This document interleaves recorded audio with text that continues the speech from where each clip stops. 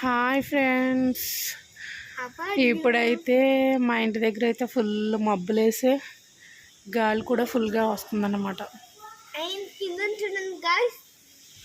కింద చూడండి, మొత్తం అంతా నీరు పడేసింది.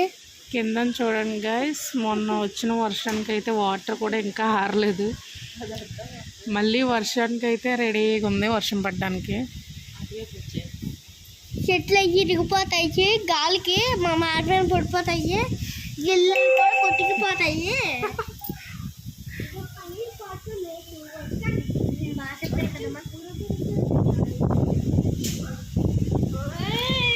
ఫుల్ గాలి,